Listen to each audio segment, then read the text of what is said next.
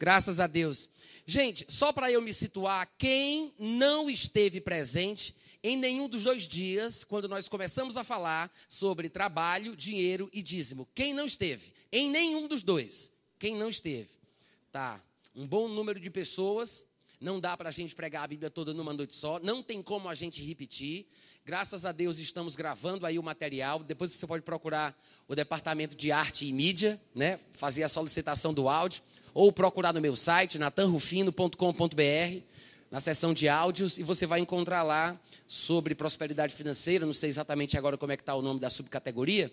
Mas você procura e você vai encontrar em 3 partes: trabalho, dinheiro e dízimo. Ou no aplicativo que tem para iOS, Android, Windows Phone. Provavelmente eu vou colocar essas mensagens lá. E o vídeo, se ficar bom, porque eu sou muito exigente, eu coloco. Tá bom? Mas nós temos falado sobre trabalho, dinheiro e dízimo.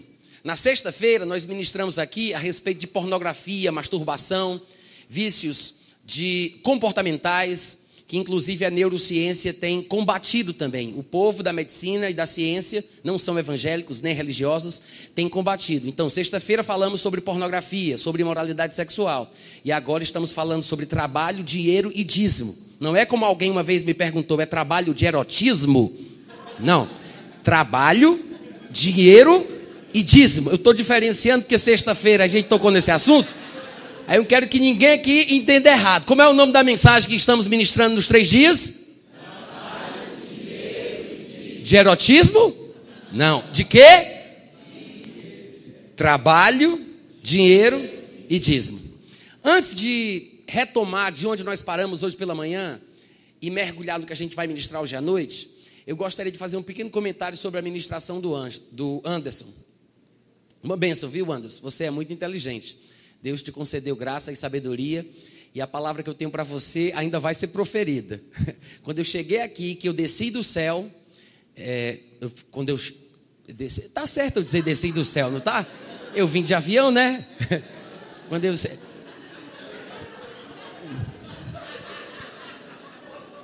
Isso é que é um cara cheio da palavra, né? Jesus disse, eu desci do céu. Então, eu não desci do jeito dele, mas eu desci do meu jeito, amém? Eu sei que tem os perseguidores da cruz e os perseguidores de Cristo que sempre procuram falhas e dizem que com certeza ele era louco por causa desse tipo de declaração, né? Mas louco é aquele que diz, aquela nuvem que passa lá em cima sou eu. Isso é doido, mas eu desci do céu na quarta-feira aqui, e na quarta-feira, nas primeiras horas, veio uma palavra forte no meu coração a respeito do Anderson, da Keila, dos filhos e dessa igreja. E que daqui para mais tarde eu vou proferir, eu vou dizer o que é, e eu quero que todos vocês ouçam. Porque eu poderia ter compartilhado isso com ele, mas eu acredito que isso não é só para eles, como indivíduos ou líderes da igreja, mas é para o povo que o segue na graça que Deus dá. Amém? Mas Anderson falou muito aqui a respeito de filosofia, de teologia. E a filosofia, infelizmente, ela busca coisas que ela não vai conseguir encontrar. E eu vou dizer isso só para o Anderson colocar isso na gaveta, viu, misturada com azeite, para você usar nas suas palestras por aí no mundo afora. Um amigo meu muito inteligente, chamado Tassos Licurgo, certa vez estava palestrando e eu estava presente na plateia. E ele disse que a filosofia é um perigo. Ainda que possa parecer uma coisa boa, se você não tiver cuidado, vai ser uma situação difícil de você se livrar como cristão, porque ele disse que é bem provável que nós possamos dizer que a filosofia é mais ou menos como um cego, de olhos vendados, dentro de um quarto escuro, procurando um gato preto que não está lá. Então, nós aqui podemos sim raciocinar e argumentar, mas o nosso fundamento sólido é a palavra de Deus. Amém, gente? Amém. Tá. Estamos falando sobre trabalho, dinheiro e dízimo. Vou fazer aqui uma recapitulação geral, rapidinho, tá? Para que você possa acompanhar o raciocínio. Não vou entrar nos detalhes, os pormenores já estão gravados, depois você procura.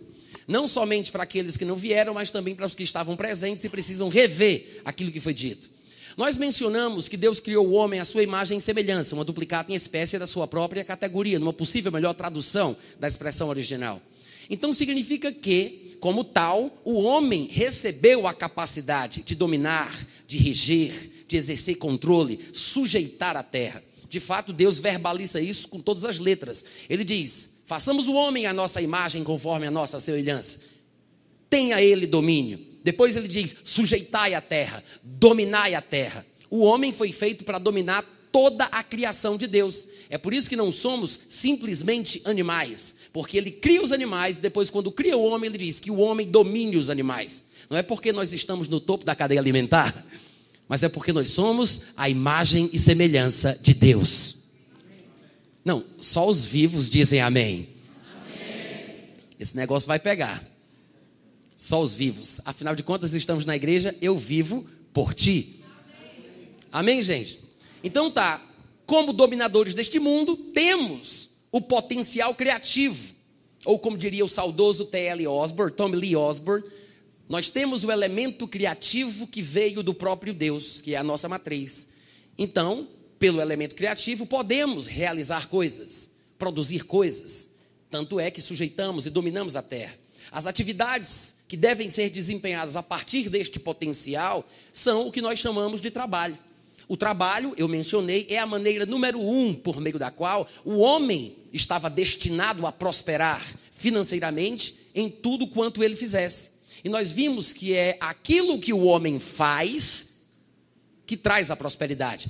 Tudo quanto fizer prosperará. Há muitos textos que mostram isso. Então, nós trabalhamos e produzimos. Agora, vimos em Deuteronômio 8 que Deus nos dá força para adquirirmos riquezas. Então, Deus, sabedor dos perigos da riqueza que vem depois das atividades daquele homem que crê em Deus. O problema com Deus não está em que o seu servo tenha riquezas, mas o que pode acontecer depois que a riqueza vem. Quantos podem dizer amém? Então, em Deuteronômio 8, nós vimos Deus dando instruções claras ao povo que estava a ponto de entrar na terra prometida, que mana leite e mel. Símbolos de prosperidade, símbolos de abundância. Ele disse: guarda-te para que não se eleve o teu coração e te esqueças do Senhor teu Deus, que te tirou da terra de servidão. Guarda-te para que não aconteça que depois que tiveres edificado boas casas e morado nelas, para que não aconteça que depois que aumente o teu gado, o teu rebanho.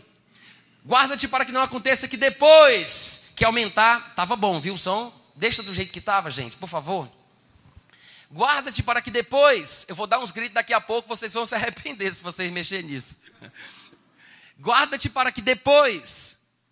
que se multiplicar o teu ouro, a tua prata, e for abundante tudo quanto tens... Guarda-te para que não te esqueças do Senhor teu Deus, porque Ele é quem te dá força para que você adquira riquezas. Então ele diz: se você entrar nessa terra e servir a outros deuses, andar após eles e os adorares, eu protesto hoje contra ti que perecerás. Esta é a declaração divina. E eu fiz um link desta passagem, Deuteronômio 8:19, com aquilo que Jesus disse em Mateus capítulo 6, versículo 24. Porque Jesus faz uma declaração relativamente semelhante. Ele diz: não podeis servir a 2 senhores. E ele vai dizer, pelo próprio contexto, que Deus pode ser um dos senhores, mas o dinheiro pode se assenhorar da nossa vida também. É por isso que ele começa dizendo: não podeis servir a 2 senhores, e no final do mesmo versículo ele diz: não podeis servir a Deus e as riquezas. Então, os 2 senhores mencionados por ele é Deus e as riquezas. Então, não dá para servir Deus e servir as riquezas. Mas um crente maduro e equilibrado pode servir Deus com as riquezas. Amém, gente? Então, aprendemos sobre os perigos da riqueza. O amor do dinheiro, querer ficar rico. Esta cobiça é a raiz de todos os males. Desvia o homem da fé, o atormenta com muitas dores. Jesus repetidamente diz: cuidado, guardai-vos, lembrem-se, a vida de um homem não consiste na abundância de bens que ele possui. Lemos muitos textos que mostram os perigos que um crente corre em relação à fascinação das riquezas. As riquezas são coisas boas, são coisas de Deus, bênçãos de Deus. O dinheiro é de Deus. Mas temos que lembrar que há uma diferença entre experimentar as bênçãos de Deus e manter em dia o relacionamento com Deus que nos dá as bênçãos. Não, eu estou pregando muito bem hoje à noite. Eu quero uns amém, uns aleluia mais forte. Amém, gente? Há uma diferença entre as bênçãos de Deus e a relação com Deus das bênçãos. Então, isso mostra que a gente tem que aprender a se desprender um pouco mais do dinheiro. Porque dinheiro, riqueza, bens, prosperidade financeira, patrimônio, seja lá o que for, não foi feito para ser amado. Vou colocar assim: dinheiro não foi feito para ser amado, foi feito para ser usado. Para que nós tenhamos aqui um ponto de referência sobre a frase que declarei, eu vou dizer: pessoas, por exemplo, foram criadas para serem amadas e não para serem usadas. Então o meu conselho é: nunca use o que foi feito para ser amado, nunca ame o que foi feito para ser usado. Se você usa, é porque você não ama. Se você ama, então você não usa. Se você ama pessoas, você não vai usar pessoas. Se você usa as pessoas, é porque você não as ama.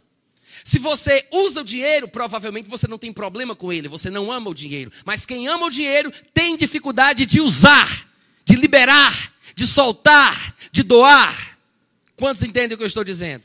Amém. Irmãos, eis aí uma boa razão para nos desprendermos de uma quantidade X de dinheiro proporcional ao lucro que obtemos na vida com as forças que Deus nos dá para adquirirmos riquezas. Som, teste, experiência.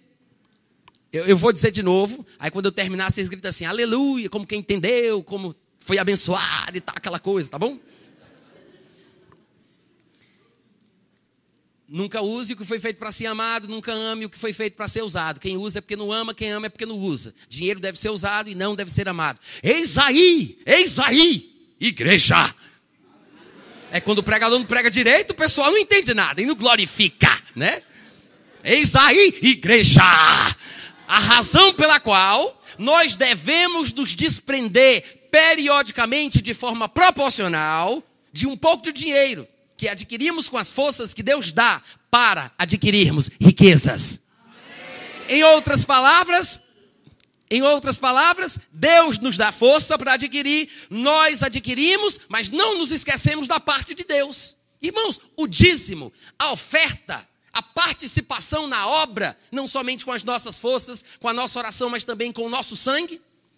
Porque quando eu falo sobre dar dinheiro, nós estamos entregando ali um pouco, uma parte do nosso sangue. Deus disse: no suor do teu rosto comerás o teu pão, mostrando que à medida que trabalhamos agora, depois da maldição, nós cansamos, fatigamos. O suor representa esse cansaço. Só que o suor é o sangue transformado. Então, quando nós damos o dinheiro, através do suor do nosso rosto, nós estamos cooperando com o nosso sangue na obra de Deus. Amém, gente? Amém. Sabe o que aqui isso me diz? Além de patrocinar o avivamento que Brasília vai ver, porque eu creio que essa igreja, Vivo por Ti, tem participação no que vai acontecer aqui nesse lugar. Amém. E se nós pegarmos a visão, se mantivermos o nosso coração em dia com as coisas de Deus, nós viraremos essa cidade de cabeça para cima. Amém. Eu disse para cima. Amém. Então, quando você dá, você não apenas investe, você não apenas patrocina a obra. Porque, de fato, quem é que vai patrocinar aquilo que Deus quer fazer através da Vivo por Ti? Quem é que vai patrocinar? É a Brahma? É a Souza Cruz? Eu vou pegar aqui a deixa do Bruno. Diga, eu. Não é a Brahma, não é a Souza Cruz. Somos nós. Então, além de patrocinar, pense também no privilégio que você tem de se guardar e de se treinar para não ser avarento. Quer testar a sua generosidade? Quer testar, falando do lado negativo, a sua avareza? Porque os dois são inversamente proporcionais. Dê uma oferta num valor diferente do que você costuma dar. Abençoe um pobre na rua. Separe R$500 e coloque no bolso do Anderson, que é o seu pastor. Faça uma oferta diferente e pare para pensar como você se sente. Como você se sente? Você não vai estar comprando cachaça? Você não vai estar comprando cigarro? Você vai fazer uma coisa boa. Faça o teste. Como você se sente quando você dá muito? Porque a Bíblia diz que a ordem é: quem tem muito, tem que dar muito. Nós vimos isso hoje pela manhã. Pelo menos quem veio devia estar gritando glória a Deus e aleluia agora. Amém, gente? Amém. Então, o dízimo é uma bênção, não só para o reino, não só para o avanço da obra, mas é uma bênção para mim. Periodicamente, eu tenho uma oportunidade de me desprender proporcionalmente ao lucro, à riqueza, aos bens que eu adquiro com a força que Deus me dá. Todo mês, periodicamente, sempre eu estou fazendo isso para o meu bem, porque não posso servir a dois senhores. Deus disse, cuidado para que não aconteça depois que você tiver tudo, que você se esqueça de mim. Antes, todo mundo lembra, Deus me faz ganhar na loto, me faz ganhar na loteria. Deus, ai que mega cena abençoada. Deus manda para mim Jesus, porque se eu ganhar, eu vou comprar uma igreja nova, eu vou investir em missões, eu vou fazer aquilo que tu queres.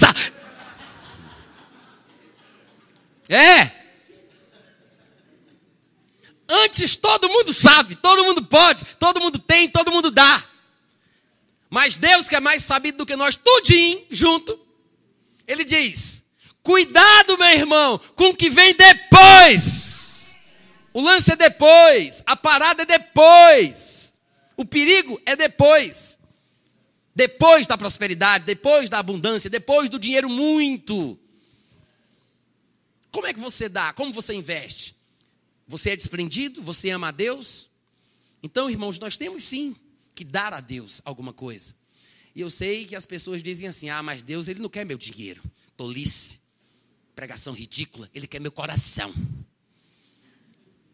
Compadre, se Ele tiver teu coração, Ele vai ter o teu dinheiro.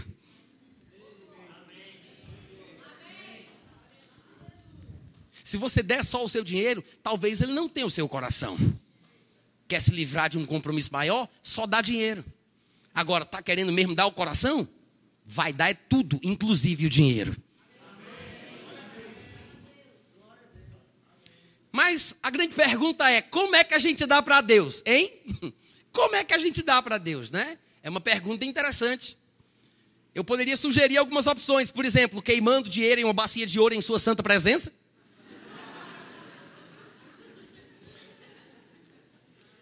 Pondo dinheiro em um pote de ouro e jogando-o no mais profundo abismo? Amarrando nossas ofertas em um saquetel dourado e fazê-lo subir ao céu nas asas da águia? Como é que a gente dá para Deus? Quer pista? Quer dica? Hein? Quer versículos que nos deem uma luz de como talvez seja a forma correta de se dar para Deus? Vou dar para você alguns textos. Provérbios capítulo 19, versículo 17 diz, o que dá ao pobre, empresta a Deus, e Deus pagará o seu benefício. Gente, quem dá ao pobre, não é quem empresta ao pobre, é quem dá ao pobre, empresta a Deus. Deus toma como pessoal, deu para o pobre, pode deixar, a dívida é comigo. Glória! Hein? Quem tem com que me pague, não tem nada que me deva. Quem dá ao pobre, empresta a Deus. E Ele pagará o seu benefício. Quantos podem dizer aleluia? Aleluia. Então veja, você dá para um ser humano, que no caso aqui é o pobre, e Deus toma aquilo como pessoal, como se fosse uma dívida dele. É como se tivéssemos dado a Deus, porque se Deus é que paga, parece que eu emprestei para Deus. Na verdade, eu dei ao homem e Deus disse, me emprestou a mim, eu vou pagar. Então, uma forma de se dar a Deus, pelo que eu entendi, se o Espírito não me engana, ninguém entendeu aqui o mistério. Uma forma de dar para Deus é dando àquele a quem Deus quer que se dê, na dispensação que eu vivo. Outro texto que parece usar o mesmo princípio é Filipenses capítulo 4, versículo 18. Porque Paulo diz, eu recebi tudo, eu tenho abundância, eu estou suprido, desde que Epafrodito me passou às mãos o que me veio da vossa parte como aroma suave, como sacrifício aceitável e aprazível a Deus? Que conversa é essa? Ele diz, eu recebi, Deus se agradou, Deus aceitou, deu prazer a Deus. Paulo começa o versículo dizendo, eu recebi, eu tenho abundância, eu estou suprido. Epafrodito me passou as mãos, o que me veio. Aí depois ele conclui dizendo: mas isso foi aroma suave, como sacrifício aceitável a Deus. Paulo recebeu e Deus aceitou. Aceitou o sacrifício, aceitou a oferta de aroma suave. Deus se Eu vou dizer de uma forma diferente, porque é muito complicada essa conjugação. Deus teve prazer. Muito obrigado pelo entusiasmo. Deus teve prazer. Deus teve prazer. Quem recebeu? Paulo recebeu. Quem aceitou? Eu estou me restringindo aos termos usados. Eu recebi, Deus aceitou. Deus teve prazer. Não é interessante? Deram ao homem e Deus aceitou como uma oferta suave para ele. Deus é quem teve prazer, como se fosse uma oferta a Deus. Mas foi dada a Paulo. Outro texto que parece falar exatamente a mesma coisa é Hebreus capítulo 7, versículo 8. Falando de Melquisedeque e do seu encontro com Abraão. Diz que, aliás, aqui são homens mortais os que recebem dízimos. Porém, ali, na história de Melquisedeque com Abraão, que está registrada nas Escrituras, quem recebe os dízimos é aquele de quem se testifica que vive. Nem amém pela fé vai rolar nessa vez, né? Eu sei que vocês gostariam de uma explicação melhor, mas esse texto vai ser explicado com mais detalhes daqui a pouco. Amém, gente? Aliás, aqui são homens mortais os que recebem dízimos. Eu acho interessante que ele diga, são homens, é um escritor crente, que no meu ponto de vista parece ser Paulo, por algumas indicações textuais. Ele disse, aqui são homens mortais os que recebem dízimos. Escrevendo aos hebreus, conhecedores de toda a questão do judaísmo, de todo o Pentateuco, de todo o Antigo Testamento, mas crentes. Ele não está escrevendo à nação judaica, ele escreve a hebreus crentes. E ele diz, aliás, aqui na terra, são homens os que recebem dízimos. Mas ali, na história mencionada no contexto, quem recebe é aquele de quem Melquisedeque dá testemunho. Glória! Como é que a gente dá para Deus? Eu vou dizer de forma direta e objetiva. Damos a Deus quando entregamos àqueles a quem Deus quer que se dê na dispensação em que se vive. Damos a Deus quando entregamos àqueles a quem Deus quer que se dê na dispensação em que se vive. Vimos um exemplo aqui de dar a Deus, na verdade, dando ao pobre. Vimos outro exemplo de dar a Deus, na verdade, dando a um ministro. E ele também menciona que na terra são homens mortais os que recebem dízimos. Mas existe uma história com base no personagem de Melquisedeque, que só entrou na história da Bíblia para pegar o dízimo, que representa uma coisa superior. Damos na terra a homens, mas Deus aceita no céu. Irmãos, o dízimo é bíblico. Alguém poderia perguntar, mas não é coisa da lei? Quem disse isso?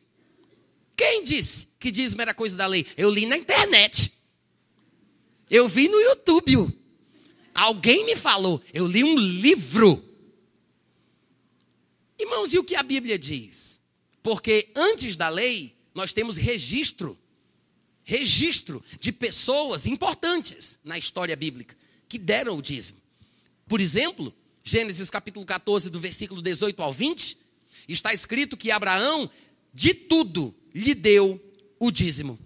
Falando que ele deu o dízimo a Melquisedeque, que naquela época tipificava, não era Jesus encarnado, mas tipificava Jesus Cristo. Era uma sombra, uma representação de Jesus. Porque como não se tinha os dados do seu nascimento, nem do seu atestado de óbito, pela sua falta de informação do nascimento e da morte, ele representava a pessoa de Jesus. Em Hebreus capítulo 7, a gente vai ver depois que ele foi feito semelhante, pelas características bem particulares da sua história. Ele foi feito semelhante ao Filho de Deus. Ele não era o Filho de Deus, foi feito semelhante, pelas similaridades, pelas semelhanças.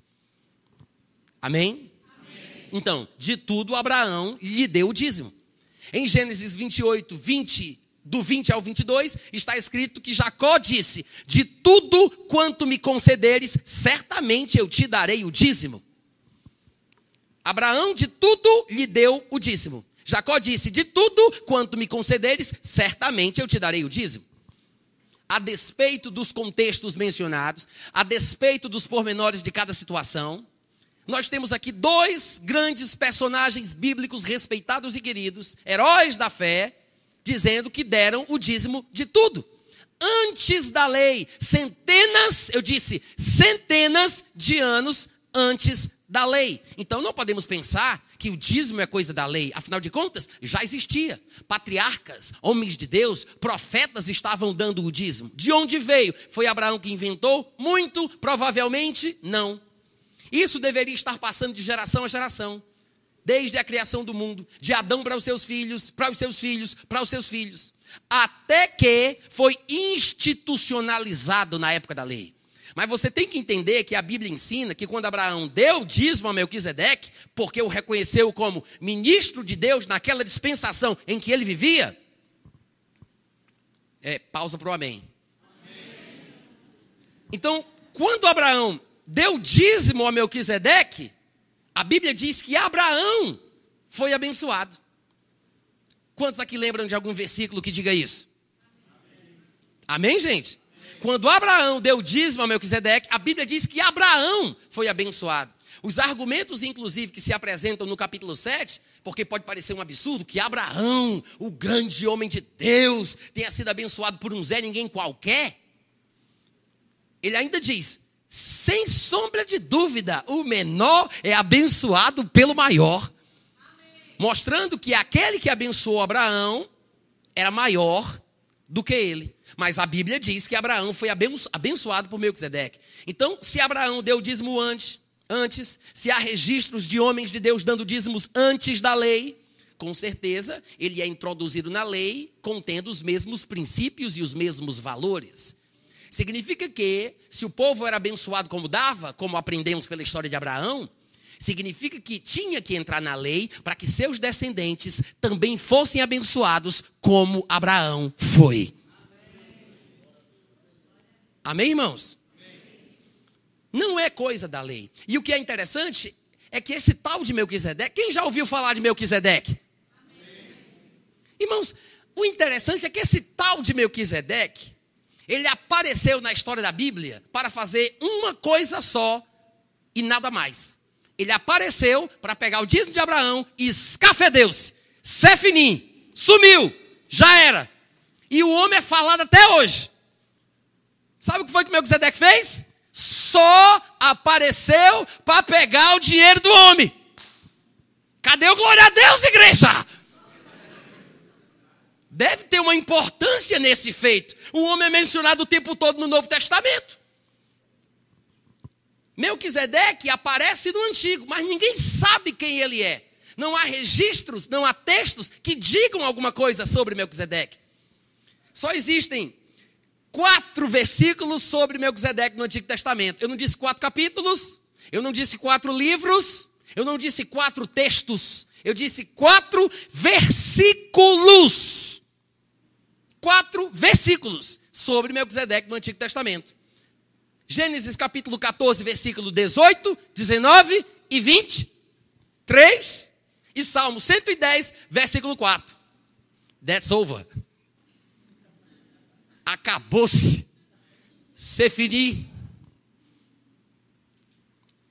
Então como é que a gente fala tanto de Melquisedeque? Ou por quê? Se menciona tanto o nome de Melquisedeque? Porque o Novo Testamento está cheio de citações a ele. Se Melquisedeque só apareceu na história para pegar o dízimo de Abraão, e só tem 4 versículos do Antigo Testamento falando sobre ele, e o que a gente aprende de Melquisedeque é tudo no Novo Testamento, como é que você tem a cara de pau de dizer que dízimo é da Antiga Aliança?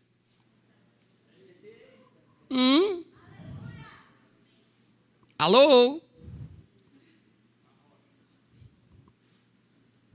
Amém, gente? Amém. Sem falar que Melquisedeque apareceu antes da lei. Mas a gente só sabe sobre ele de forma exaustiva no Novo Testamento. Aí alguém poderia dizer, mas o dízimo na época da lei era obrigatório. Claro que era obrigatório, estamos falando da lei. Abraão, por exemplo, não deu livro, não deu dízimo por causa de lei. Não foi porque ele foi obrigado a dar. Ele teve o privilégio de dar voluntariamente. A diferença entre Abraão e o povo da lei, que tinha que dar o dízimo, é porque Abraão deu sem lei, mas o povo, debaixo da lei, tinha que dar voluntariamente por obrigação. Eles eram obrigados a dar voluntariamente. Medite sobre isso, um dia a luz chegará. Amém, gente? Amém. Agora, vamos ler um pouco sobre Melquisedeque? Abre comigo lá em Hebreus capítulo 7. Hebreus capítulo 7. Meu Deus, eu não soltei o cronômetro. Quantos minutos passaram, o pessoal da mesa aí que está gravando? Hein? 30 minutos. Pronto, isso aí fica de desconto. Vai começar agora. Hebreus capítulo 7. Vai para os trocados, né? Esses 30 minutos. Hebreus capítulo 7. Todo mundo achou? Tá. Seguinte. No versículo 1 diz: este tal de Melquisedeque, rei de Salém, sacerdote do Deus Altíssimo. Então observa, Melquisedeque, mesmo centenas de anos antes da lei, era considerado ministro de Deus naquela dispensação que Abraão vivia. Sacerdote do Deus Altíssimo, que saiu ao encontro de Abraão quando ele voltava da matança dos reis e o abençoou. E é interessante que diga que Melquisedeque saiu ao encontro de Abraão, porque a gente já sabe, Melquisedeque só veio pegar o dinheiro do homem, mas ele não tinha problema nenhum, e até ele dizer, cadê? Não foi Abraão que disse, eu separei para ti, ministro do Deus vivo, a quem Deus usa nessa dispensação que eu vivo, a parte que de cá. Não, foi Melquisedeque que foi lá e disse, cadê? Sem problema, sabe por quê? Porque o homem que é íntegro, que faz o que Deus quer que se faça, que sabe que foi chamado por Deus e não tem rabo preso, não tem problema de fazer abordagens diretas como estas. Amém, Amém, irmãos? Saiu ao encontro de Abraão. Para quê? Para pegar o dinheiro. Para pegar o dinheiro. E diz no versículo 2 que Abraão separou o dízimo de tudo para ele. Para o qual Melquisedeque, também Abraão, separou o dízimo de tudo. Este Melquisedeque, primeiramente, se interpreta como rei de justiça. Depois também é rei de Salém. Já vimos no versículo 1 que ele também é sacerdote do Deus Altíssimo. E assim vai. No versículo 3 diz que sem pai e sem mãe, ou seja, sem genealogia, que não teve princípio de dias, nem fim de existência, ou seja, não tinha certidão de nascimento, nem atestado de óbito. Por causa disso, foi feito semelhante ao Filho de Deus. É assim que está escrito na sua Bíblia? Diz que ele foi feito semelhante? Quê? Não, ele foi feito semelhante ou não? Foi feito semelhante ao Filho de Deus. Ele não era o Filho de Deus. Ele, por causa destas características particulares da sua vida pessoal, por causa disso, claro que numa mistura de coisas aí, né, através do plano de Deus, por causa desta situação específica, ele foi feito semelhante. É um tipo, é uma figura, representa. Foi feito semelhante ao Filho de Deus. Por isso é que dentro deste padrão, dentro desta referência, deste tipo, ele permanece sacerdote perpetuamente. Considerai, pois, como era grande esse, falando de Melquisedeque, como era grande esse, a quem Abraão, o grande patriarca, o amigo de Deus, pagou o dízimo tirado dos melhores despojos. Ora, os que dentre os filhos de Levi, ou seja, os descendentes de Levi, chamados de levitas, os que dentre os filhos de Levi recebem o sacerdócio, têm mandamento de recolher, de acordo com a lei, os dízimos do povo, ou seja, dos seus próprios irmãos, ainda que todos os irmãos também tenham descendido de Abraão. Versículo 6. Entretanto, aquele Melquisedeque, cuja genealogia não se inclui entre os levitas, recebeu dízimos, foi direto de Abraão e abençoou Abraão, que era o homem que tinha as promessas. E ele argumenta, evidentemente, é fora de qualquer dúvida, se Melquisedeque abençoou Abraão, então a gente tem que entender, o menor é abençoado pelo maior. O inferior é abençoado pelo superior. Aliás, no versículo 8 ele abre um parêntese e ele diz, aliás, aqui ele não está mais falando do passado. No momento em que ele escreve a carta, ele se reporta ao presente e diz, aliás, aqui são homens mortais os que recebem dízimos. Irmãos, o tempo da escrita que acabamos de ler está pós-cruz do Calvário, pós-ressurreição de Jesus, pós-estabelecimento da nova aliança. Quando ele diz, aqui são homens mortais os que recebem dízimos, ele escreve com consciência de que a lei que vigora é a lei da nova aliança. O simples fato dele dizer, aqui são homens mortais os que recebem dízimos, mostra que o autor da epístola aos Hebreus acreditava que o dízimo continuava sendo dado. Aliás, aqui são homens mortais os que recebem dízimos. Porém, ali, nessa história que ele está contando de Melquisedeque e Abraão, ele diz, aqui são homens mortais os que recebem dízimos. Mas ali, nessa época do passado, naquela história que eu estou contando, quem é que recebe os dízimos? Ali, naquela história, quem recebe os dízimos é aquele de quem se testifica que vive. Ele disse, aqui são homens mortais os que recebem dízimos. Mas nessa história de Melquisedão, lá vem, de Melquisedeque, eu já ia dizer de Melquisedão e Abrazeque, né, talvez. Mas ali naquela história, entre Melquisedeque e Abraão, quem recebe os dízimos? Aqui são homens mortais. Mas ali, naquela história, quem recebe? Ali, quem recebe é aquele, presta bem atenção na expressão, aquele de quem se testifica que vive. Melquisedeque foi feito semelhante ao Filho de Deus. Ele representa o Filho de Deus. Então, Melquisedeque, ele representa Jesus, mas não é Jesus. Mas o seu estilo de vida, os particulares da sua vida, da sua individualidade, aquelas questões que já comentamos, faz o quê? Dão testemunho de Jesus. Então, Melquisedeque representa, testemunha sobre Jesus Cristo.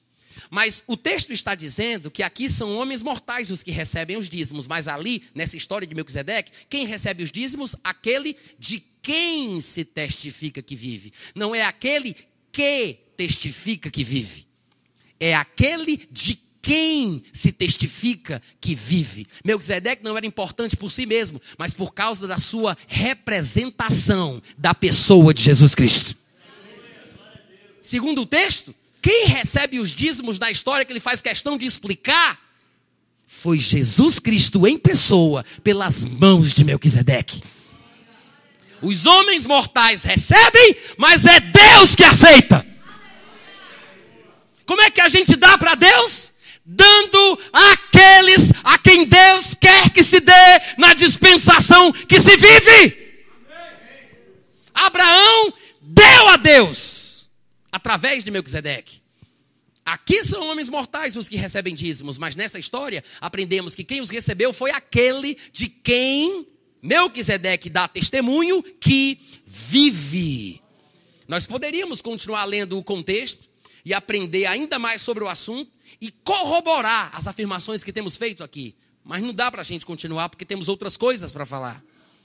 Amém, irmãos? Amém. Mas eu acho que seja suficiente para estabelecer o ponto que eu gostaria.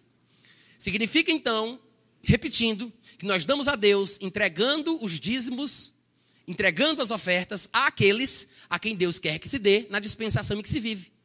Antes da lei, temos exemplos na pessoa de Abraão, que alguém deu a Deus, entregando a um ministro, sacerdote do Deus Altíssimo naquela época. Abraão deu àquele a quem Melquisedeque, ou de quem Melquisedeque testemunhava que estava vivo. Dava a Deus, entregando a pessoa que Deus queria que se desse, da dispensação que Abraão vivia. Na época da lei, o povo dava a Deus, entregando àqueles a quem Deus estabeleceu que se desse, na dispensação que eles viviam. Os levitas, os filhos de Levi, que são mencionados parcialmente aqui no contexto, inclusive relacionados à questão do dízimo.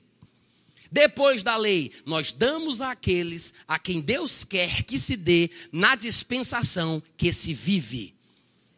Os ministérios podem ter ganhado uma nova nuance, Os nomes podem ser diferentes, e ainda que alguns títulos permaneçam como profeta, o profeta do Antigo Testamento não é igual ao profeta do Novo, mas nós temos na Nova Aliança homens e mulheres de Deus que são chamados, separados para o ministério, que devem receber pelo trabalho que desempenham. Foi muito fraco, eu vou repetir. Homens e mulheres de Deus que são chamados por Deus para trabalhar na obra, são dignos de receberem o sustento pelo trabalho que desempenham. Amém. 1 Coríntios capítulo 9, no versículo 13 e 14, Paulo diz uma coisa fantástica. Ele diz: vocês não sabem que os que prestam serviços sagrados do próprio templo do próprio templo se alimentam? Abre lá, 1 Coríntios capítulo 9, versículo 13, por favor. 1 Coríntios capítulo 9, versículo 13. Se você não tiver Bíblia aí com você, procure o crente mais próximo e acompanhe a leitura. 1 Coríntios capítulo 9, versículo 13. Posso ler? 1 Coríntios 9, 13. Os irmãos acharam? Amém. Paulo diz: não sabeis vós que os que prestam serviços sagrados do próprio templo se alimentam? Irmãos, Paulo escreveu isso na antiga ou na velha aliança? Ele está debaixo da antiga ou debaixo da nova aliança? Claro que está na nova aliança. Os seus textos fazem parte do que chamamos de Novo Testamento, que dá testemunho sobre a nova aliança. Não sabeis vós que os que prestam serviços sagrados do próprio templo se alimentam? Agora, essa pergunta dele, olha aqui para mim, não vai ler sem mim não, que é covardia, tá? Você já conhece essa passagem. Se concentra aqui, presta atenção. Quando Paulo faz essa pergunta, não sabeis vós que os que prestam serviços sagrados do próprio templo se alimentam? Isso é uma pergunta retórica. Vocês não sabem? Por que ele diz, vocês não sabem? Porque a fonte de informação sobre a coisa a respeito da qual ele disse que eles deveriam saber era de domínio público. Vocês não sabem? Então, em algum lugar estava escrito que as pessoas que prestam serviços sagrados do próprio templo se alimentam. De que fonte Paulo fazia essa declaração? Com base em que Paulo dizia: vocês não sabem não? Vocês não leram não? Vocês não viram não? Irmãos, basta irmos nos livros do Pentateuco. Há muitos textos lá onde nós encontramos as explicações claras e óbvias a respeito deste assunto. Números 18, 21, por exemplo, está escrito: aos filhos de Levi dei todos os dízimos em Israel por herança pelo serviço que prestam. Serviço da tenda da congregação. Sem tumulto, todo mundo pode glorificar agora nesse momento. Amém, irmãos? Aos filhos de Levi dei todos os dízimos em Israel por herança pelo serviço que prestam, serviço da tenda da congregação. Não é o único texto, há várias passagens do Antigo Testamento, principalmente ali em Números, Deuteronômio, Levítico, estabelecendo o princípio de que os levitas não poderiam ter qualquer tipo de herança natural como as outras tribos. Eram separados para Deus e deveriam se dedicar ao serviço para o qual Deus os designava. Por causa disso, Deus não permitindo que eles se envolvessem com outras atividades paralelas, que concorressem com o trabalho separado por Deus, ele diz: vocês, o restante do povo, as outras tribos, deveriam sustentar os levitas. E ele diz como? Vocês vão dar os dízimos. Aos levitas, dei todos os dízimos em Israel por herança, pelo serviço, por causa do serviço que prestam. Serviço da tenda da congregação. Diga amém. Amém. Então, de onde Paulo está citando a pergunta que ele fez? Vocês não sabem que os que prestam serviços sagrados do próprio templo se alimentam? Da onde? Da lei. De Número 18, versículo 21. De Deuteronômio 14 e de outras passagens semelhantes. Paulo está dizendo: vocês nunca leram a Bíblia de vocês, não? A Bíblia daquela época é o que nós chamamos hoje de Antigo Testamento. Amém, irmãos? Então Paulo está dizendo: vocês nunca leram a Bíblia de vocês, não? Vocês não sabem que os que prestam serviços sagrados do próprio templo se alimentam? Agora é curioso que Paulo não soubesse que ele não podia fazer uma relação direta entre o seu sustento como ministro e as coisas da lei que falavam sobre o sustento dos levitas por meio do dízimo. Parece que Paulo nunca foi informado através dessa teologia ensinada hoje nesses seminários por aí afora. Porque são muito parecidos, às vezes eu me confundo. O Espírito Santo pede perdão. Amém, gente? Amém. Paulo faz uma ligação direta com o dízimo da lei e o seu propósito sobre o sustento dos ministros na nova aliança. Como se não bastasse, né? Uma interpretação direta da lei para o período da nova aliança a respeito do sustento do ministro.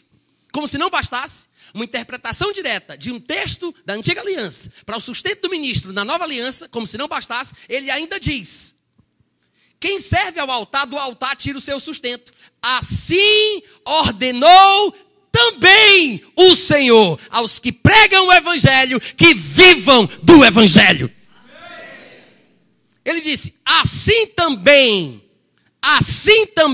diga, assim também. Assim. Ou seja, assim como a lei determina, assim como a lei o diz, da mesma forma, semelhantemente, Jesus também deu a mesma ordem. Quantos estão me acompanhando até aqui? Amém. Assim também ordenou o Senhor Jesus que quem prega o evangelho deve viver do evangelho. É uma ordem explícita, direta e clara. Amém, irmãos? E algumas pessoas perguntam, mas o que é o dízimo? Se você me perguntasse em off, nos bastidores da vida, não assim no púlpito, mas se você me perguntasse nos corredores, depois da mensagem, se o dízimo era obrigatório, claro que eu não vou falar isso aqui, mas se você me perguntasse depois da mensagem, se o dízimo é obrigatório, eu diria que não. Se eu não estivesse pregando, claro. Eu diria que não. Não é obrigado. Você dá se quiser. O problema não é ser obrigatório. O problema é que muita gente não quer. Está ficando muito quieto aqui hoje à noite. O problema não é ser ou não ser obrigatório. O problema é que a gente não quer. E toda vida que eu me lembro disso, eu gosto de mencionar uma descoberta surpreendente na área da saúde que os médicos relataram há certo tempo atrás. E eu não sei se vocês andam lendo as notícias, mas disseram que hoje em dia não é mais necessário você escovar os dentes. Você só precisa cuidar daqueles que você quer conservar.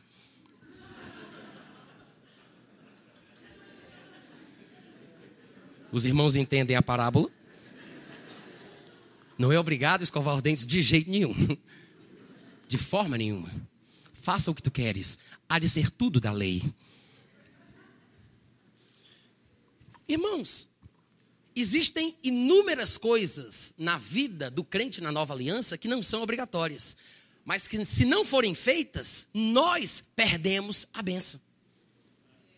Inúmeras. O dízimo, eu diria, se eu não estivesse falando do púlpito, que não é obrigatório. Mas não é por isso que o crente vai deixar de dar. Amém? Amém. E para deixar claro que é uma oferta, ainda que seja uma oferta de valor previamente estabelecido, né? O simples fato de já ter um valor ou uma porcentagem previamente estabelecida não transforma o dízimo em uma coisa obrigatória, só porque tem um valor previamente estabelecido. Continua sendo uma oferta. Até mesmo na época da lei, isto é bastantemente claro mencionado. No próprio texto de Números 18, do 21 ao 26, que eu mencionei aqui, diz o seguinte, olha só, presta atenção. Aos filhos de Levi dei todos os dízimos em Israel por herança pelo serviço que prestam.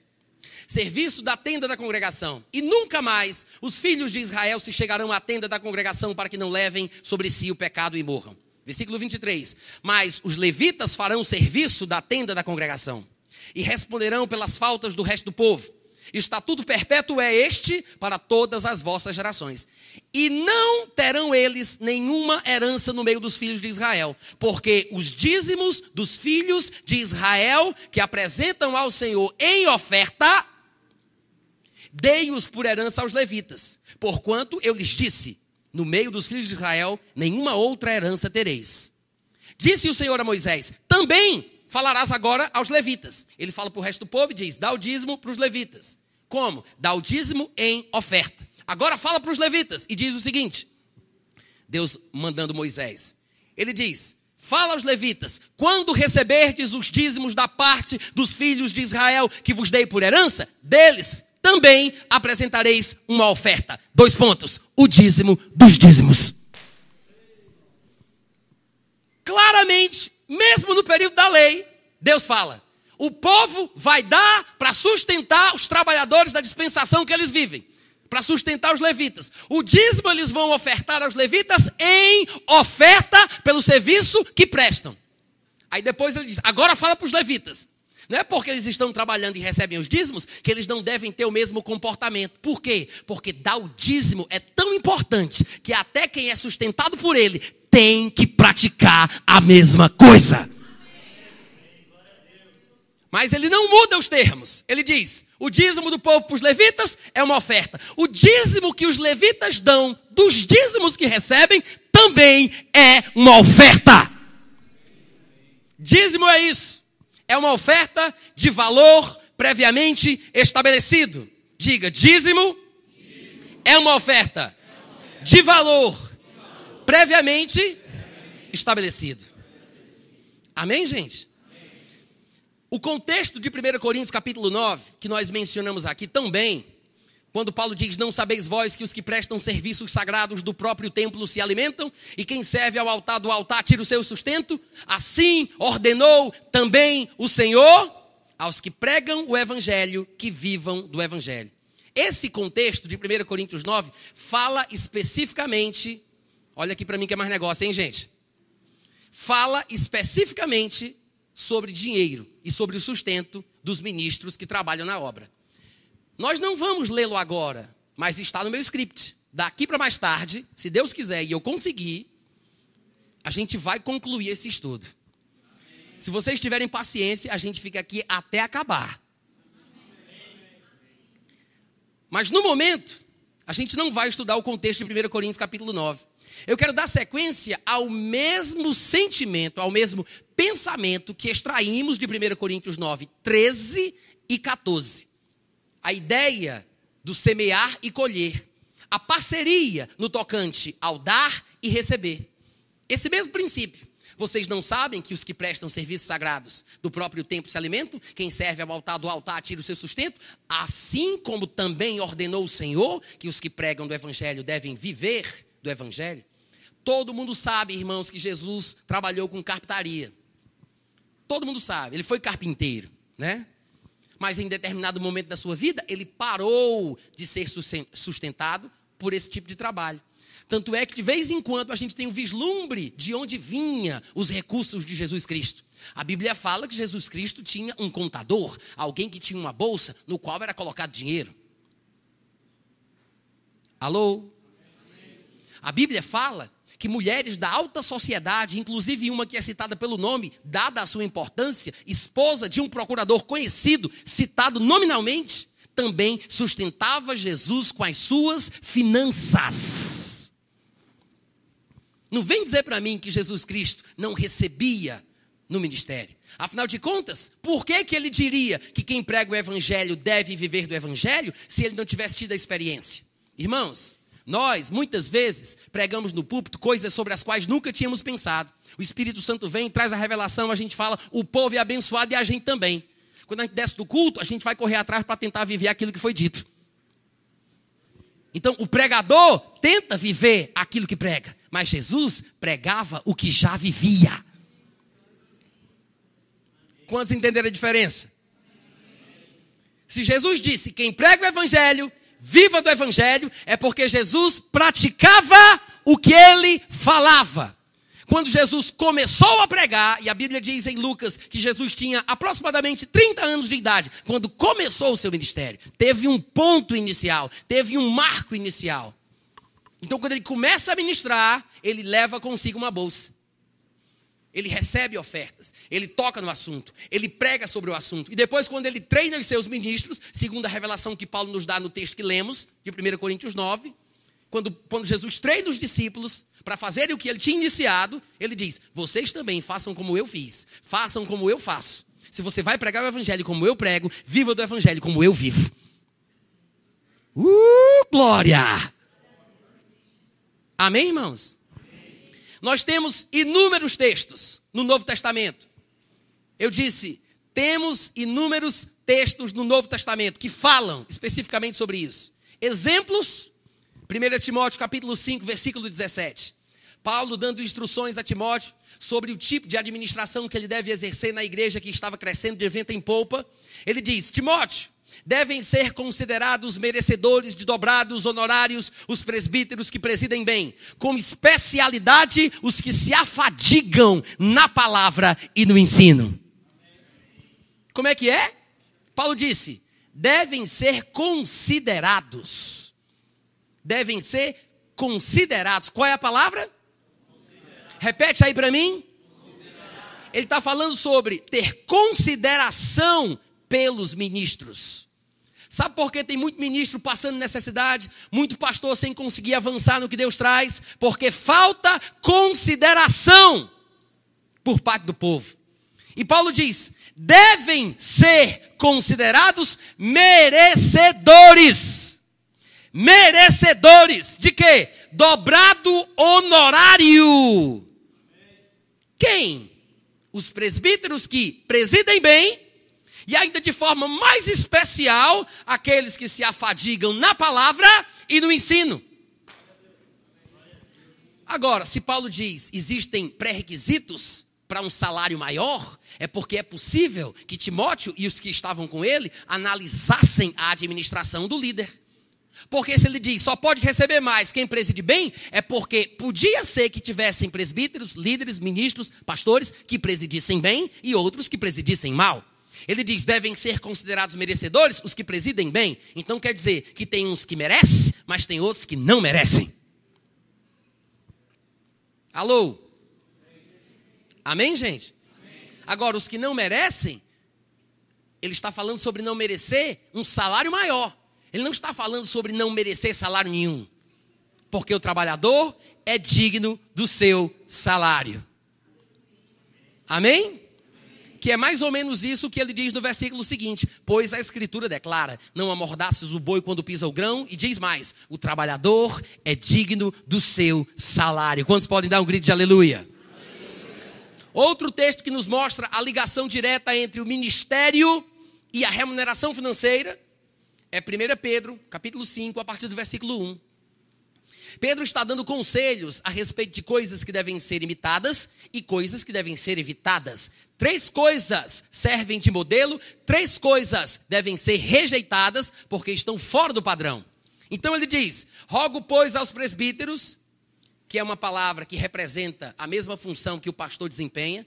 Presbítero, ao pé da letra, seria uma pessoa mais velha ou mais experiente, que na verdade é usado no Novo Testamento intercambiavelmente com a palavra pastor, com a palavra bispo e assim por diante. É como se fossem os ministros daquela época. Por isso é que ele diz, rogo aos presbíteros, e depois ele fala que pastoreai o rebanho de Deus, no versículo 2. Rogo, pois, aos presbíteros que há entre vós, eu, presbítero como eles, e testemunha dos sofrimentos de Cristo, e ainda coparticipante da glória que há de ser revelada. Pastoreai, versículo 2, o rebanho de Deus que há entre vós, não por constrangimento, ou seja, só porque o supervisor mandou, só porque tem alguém na cola, o diretor da região, o diretor daquele setor, só porque o meu supervisor espiritual está no meu pé. Ele disse que você não faça a obra de Deus por constrangimento, mas que seja espontaneamente. Uma coisa a ser evitada, uma coisa a ser praticada. Que é assim que Deus quer. Depois ele diz, nem pastorei por sórdida ganância. Ou seja, não deve ser motivado por isso. O pastor não deve estar no ministério por causa de desejo, de querer ter dinheiro, de ficar rico. Mas é interessante que ele mencione que não esteja no ministério por causa de ganância financeira. Ainda que esta não seja a atitude correta, ainda que ele diga, cuidado para não fazer assim, deixe implícito que tem dinheiro nesta relação. Porque se não tivesse, ele não se preocuparia em falar, que não seja por causa do dinheiro. Quantos podem dizer amém? Amém. Quantos entenderam o que eu falei? Amém. É claro que tem que ter dinheiro, é um trabalho, é uma atividade, é uma ordem de Jesus que quem prega viva do evangelho, mas que não seja por isso. Amém, irmãos? Amém. Ele diz, mas de boa vontade. E no versículo 3, ele fala, nem devem pastorear como dominadores, controladores, que tentam manipular e exigir e controlar, né, a vida do povo. Nem como dominadores dos que vos foram confiados. Qual é o padrão de Deus? Você tem que ser o exemplo, o modelo do rebanho.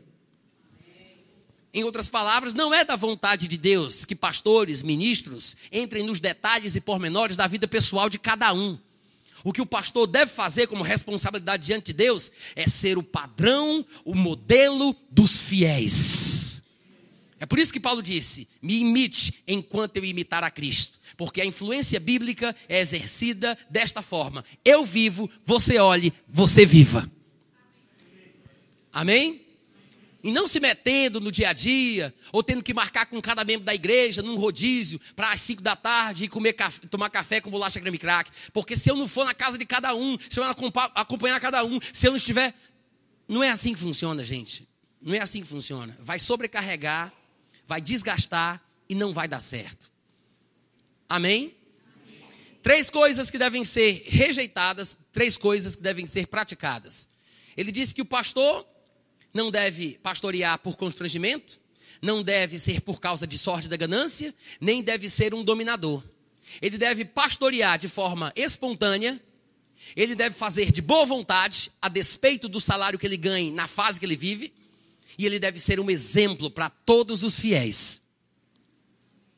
Vocês podem dizer amém. Amém. Mas você observa que existe a relação financeira dentro das questões ministeriais, que são tratadas com naturalidade na Bíblia. E como eu mencionei, eu gostaria que você abrisse Lucas capítulo 8, a partir do versículo 1. Diz que aconteceu depois disto que andava Jesus de cidade em cidade e de aldeia em aldeia, pregando e anunciando o evangelho do reino de Deus, e os 12 iam com ele. Lucas 8, 1. No versículo 2 diz que, e também, além dos discípulos que iam com ele, algumas mulheres que haviam sido curadas de espíritos malignos e de enfermidades. Interessante que a Bíblia diga que as pessoas foram curadas de espíritos malignos. Maria, chamada Madalena, da qual saíram 7 demônios. E Joana, mulher de Cusa, que era o tal do procurador de Herodes. A razão pela qual a Bíblia cita Joana pelo nome, dizendo que ela era mulher de Cusa, que era procurador de Herodes, é porque era, meu irmão, uma mulher da alta sociedade daquele tempo. Sabe, uma socialite, seguidora de Jesus, e ela fazia o quê? Ele diz, Joana, mulher de Cusa, procurador de Herodes, Susana e muitas outras, as quais lhe prestavam assistência com os seus bens. Outras passagens, outras versões dizem com as suas fazendas. Eu prometi no primeiro dia que eu estava disposto a quebrar o sigilo bancário do mestre. Quem aqui tem coragem de fazer isso hoje à noite? Não, vamos lá, gente. Levanta a mão quem está a fim de saber. Vamos parar para pensar. Será que Jesus tinha muito dinheiro? Será que ele tinha pouco? Será que o pobrezinho nasceu em Belém e continuou pobrezinho em Jerusalém? Hein? Será que ele passava necessidade? Irmãos, o homem tinha uma bolsa e ele nem ficava com a bolsa para conferir o que entrava nela. Ele deixava nas mãos de outra pessoa. Nos termos de hoje em dia, nós chamaríamos Judas Iscariotes de contador. É o responsável pelo dinheiro, é o que administra as finanças daquele ministério. Ainda que Jesus seja aquele que dê as ordens do que fazer, e nós descobrimos que é assim que funciona, porque no momento da ceia, Jesus fala para Judas, o que tens que fazer, vai e faz depressa. Quando ele sai, a Bíblia diz que todos pensavam que ele tinha ido dar uma esmola aos pobres, comprar alguma coisa para a festa, porque era habitual que Jesus dissesse, faz isso, faz aquilo. Aí Judas comprava, fazia. Mas qual é o pobre miserável que tem contador? Alô? Eu estou pregando muito bem hoje à noite. Hein? Tu já viu pobre com contador? Tem mais coisa. A Bíblia diz que Judas foi descoberto como ladrão. Mas até o momento da ceia, pouco antes de Jesus ser traído, Judas ainda estava com a bolsa. Saiu com a bolsa. E o povo pensou que ele fosse fazer alguma coisa para a festa. Ou dar de esmola para os pobres. Até o último momento, Judas estava com a bolsa. Mas a Bíblia revela, ele era ladrão. Não é que eles soubessem que ele era ladrão desde o princípio. Mas quando escreveram os evangelhos, eles já sabiam da história toda. E tinham descoberto tudo. Depois que Judas morreu, fizeram um balancete e perceberam que o bicho era mau. Aí quando iam escrever, já sabendo a história desde o princípio ao fim, quando mencionavam o nome de Judas, diziam que era ladrão. Judas que era ladrão. Que foi o que o traiu. Mas se o homem era ladrão e estava com a bolsa até a ceia, um pouco antes de Jesus ser preso, significa que ele tirava e ninguém via. Ele tirava e ninguém via. Irmãos, se tivesse 5 moedinhas dentro daquele saco, tira uma, dá para perceber. Só dá para roubar quando tem muito. Eis que vos fala a voz da experiência. Afinal de contas, eu tenho 43 anos de idade, eu já vivi muita coisa. Amém, gente? Eu posso usar os recursos da minha vida passada para servir de ilustração para o tempo presente. Amém? Ninguém percebia. Tinha muito dinheiro ali. Para pensar, gente. Vamos parar para pensar? Jesus pegou 12 homens barbados, homens crescidos, com família. Tinha gente ali que já tinha até sogra. E Jesus diz, eu vos farei pescadores de homens. Tirou cada um das suas profissões. Mas o indício que mostra que Deus não chama desocupado. Ele só chama para o ministério aqueles que não têm tempo para poder servir a Deus, porque estão ocupados pela responsabilidade que têm. Deus não quer vagabundo, Deus quer gente responsável. Agora, ele tira de um trabalho e coloca em outro. Então Jesus tira os homens dos seus trabalhos e diz, eu transformarei vocês em outros ministros, outros trabalhadores, pescadores de homens. Mas Jesus os sustentava. Era Jesus quem mantinha a vida deles durante um certo tempo. Agora para pensar. Vamos supor que Jesus Cristo tivesse que comer todo dia, café da manhã, almoço e janta. Todo dia, café da manhã, almoço e janta. Eu quero dar um exemplo aqui com alguns valores que possam ser calculáveis, tá? Então eu gostaria de saber, quem aqui concordaria comigo de dar pelo menos R$10 por exemplo? R$10 para Jesus comer, tomar o café da manhã, almoço e janta. R$10 por dia. Quem dá R$10 para Jesus? Amém. Bando de miserável, R$10 é muito pouco. R$10 por dia é pouco demais. Vamos colocar 20, gente, pelo amor de Deus?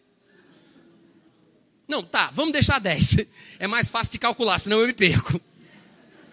Mas todo mundo sabe que por culpa de vocês, Jesus vai passar fome no meu exemplo. Tá?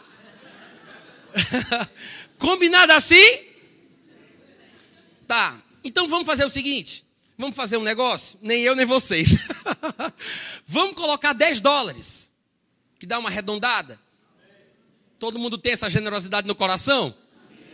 Tá. $10 para tomar café da manhã, almoçar e jantar. Não entra aqui negócio de esmola para pobre, pagamento de taxa de imposto, não entra nada disso. Só comida, café da manhã, almoço e janta. 13 pessoas, cada uma das 13 está gastando $10. 10 vezes 13 dá quanto? 130. 130 vezes 30. Gente, ou eu estou fazendo confusão, ou vocês estão destinados a me atrapalhar. Presta atenção, vamos começar de novo, tá? Olha só, são 13 homens comendo por dia, cada dia $10. Olha para cá. 10 vezes 13 dá quanto? $130 por dia, tá? $130 por dia. 130 vezes 30 dá quanto? $3.900. Bom, como a gente já sabe que a conta está apertada e eles estão passando fome, vamos arredondar para 4.000? Hein? Gente, que resistência é essa? Abra o coração, pelo amor de Deus. É por isso que essa igreja não cresce. $4.000 só com comida. Eu falei $4.000. Só com comida. E nunca vimos Jesus Cristo passar necessidade ou não poder ir de uma cidade para outra, de uma aldeia para outra, porque faltava recurso. E se não tivesse dinheiro na bolsa no momento, o homem cria que Deus traria até mesmo da boca do peixe. O que isso me mostra? Que Jesus sabia que para fazer a obra de Deus, Deus o sustentaria com recursos financeiros para isso. Ele fazia a sua parte, Deus fazia a dele. Quantos estão entendendo? Então, irmãos, é bíblico trabalhar no ministério e ter o retorno. Nós precisamos entender isso, que nós somos aqueles que vão patrocinar o avivamento que vai varrer o Distrito Federal. Amém. Temos que acreditar nisso. Eu queria que você abrisse comigo em 1 Coríntios, no capítulo 9, para que a gente veja agora, pormenorizadamente, o contexto daquela passagem que eu mencionei. 1 Coríntios, capítulo 9.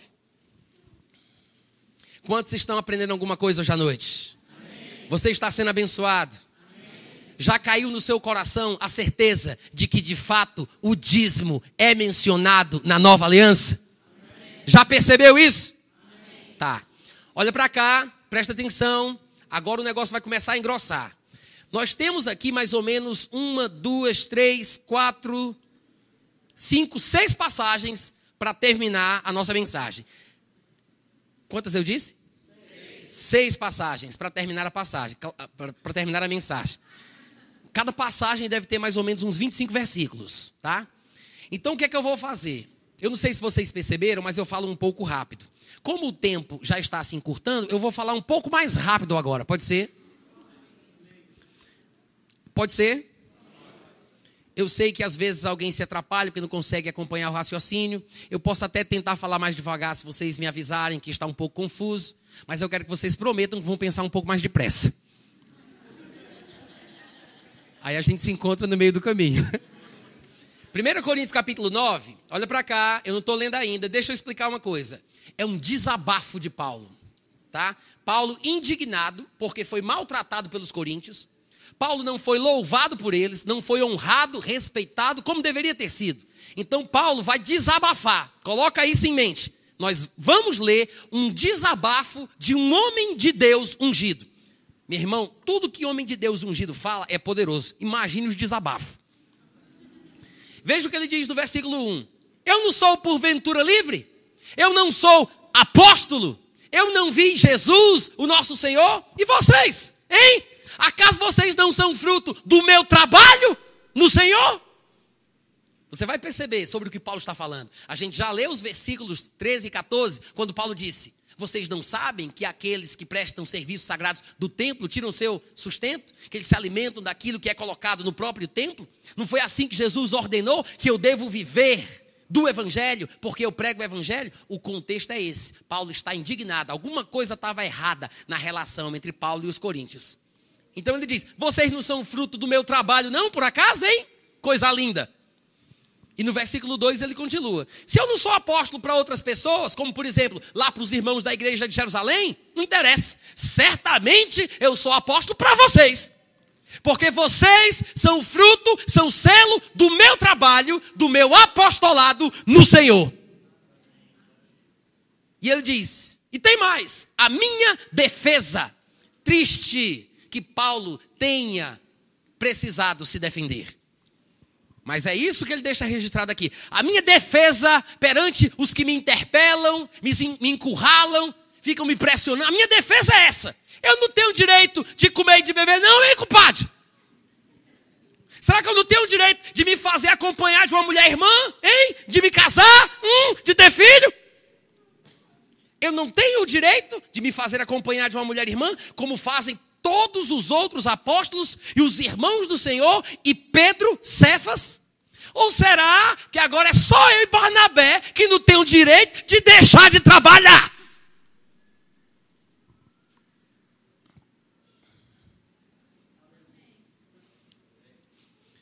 Paulo diz, será que só eu? Irmãos, são perguntas retóricas. A resposta vai na pergunta.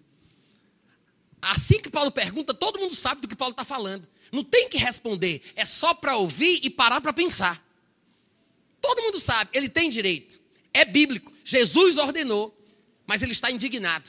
Ele está desabafando. E ele diz, agora é só eu e Barnabé que não temos o direito de deixar de trabalhar secularmente para se sustentar e se manter apenas trabalhando ministerialmente?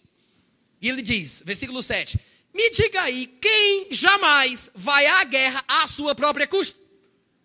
Quem é que planta a vinha e não come do seu fruto?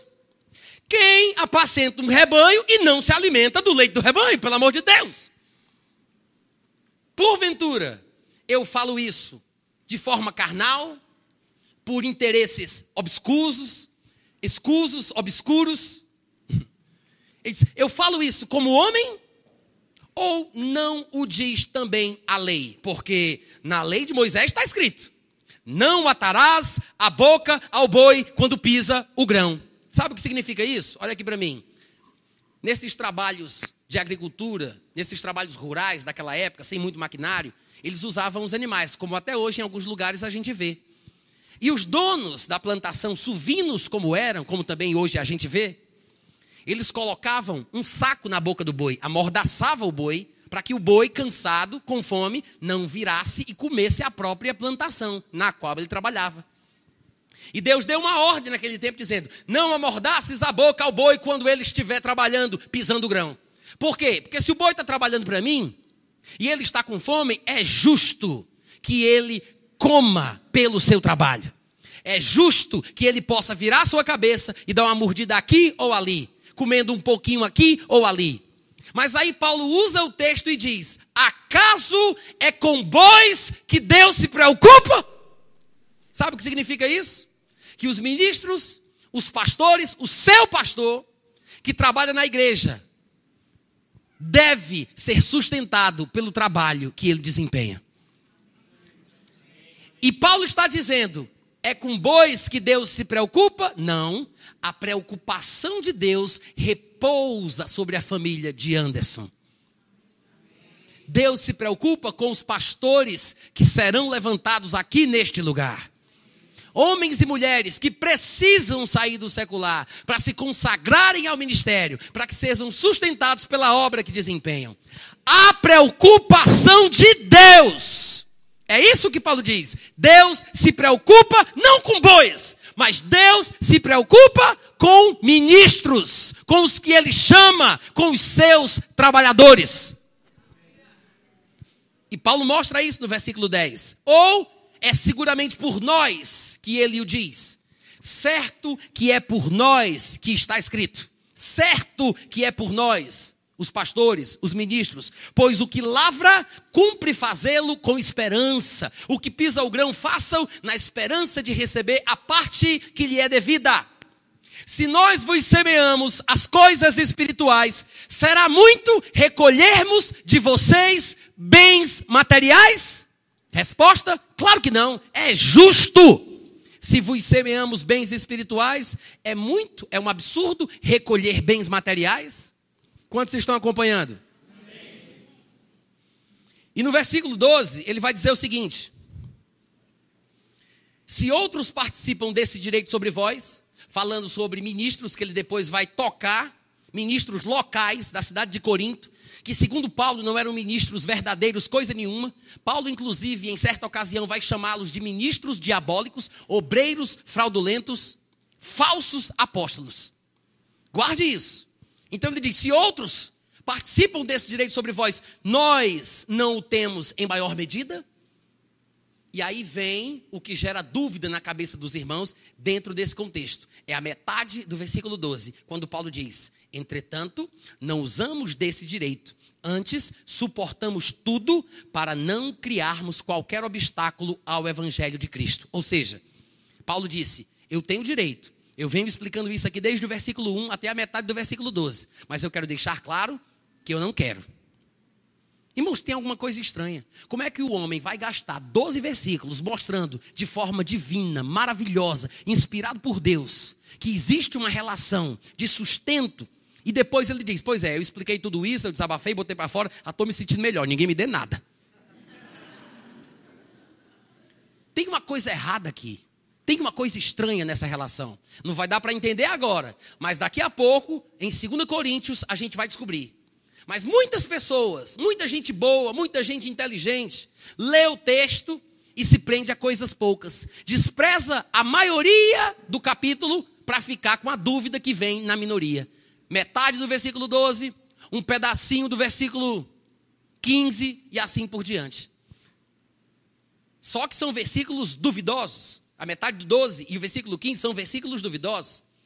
E nós não podemos nos apegarmos com os duvidosos e desprezarmos aqueles que são claros, objetivos e diretos. Amém, irmãos? Ele diz, entretanto, não usamos deste direito, suportamos tudo para não criar qualquer obstáculo ao evangelho. Vocês não sabem que os que prestam serviços sagrados do próprio templo se alimentam?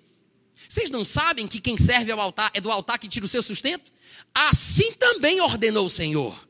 Aos que pregam o evangelho, que vivam do evangelho. Pois é, mas porém, eu não tenho me servido de nenhuma destas coisas. Eu não estou escrevendo isso aqui para que vocês façam isso comigo. É só um desabafo, já estou me sentindo melhor. Então o pessoal se apega ao versículo 15, se apega à metade do versículo 12 e diz, está vendo aí? Paulo falou o que falou, mas ele disse, no final das contas, na hora do vamos ver, eu não recebo. E muita gente até hoje usa esse argumento. Mas deve haver um motivo porque Paulo falou assim para os coríntios. E é isso o que a gente vai ter que descobrir. Abra comigo em 2 Coríntios, no capítulo 11. 2 Coríntios, no capítulo 11. Quantos estão me acompanhando? Você está sendo abençoado hoje à noite? 2 Coríntios, capítulo 11, a partir do versículo 5, Paulo volta a tocar no assunto para o mesmo grupo de crentes com os quais ele já tinha falado, como nós acabamos de ler em 1 Coríntios capítulo 9.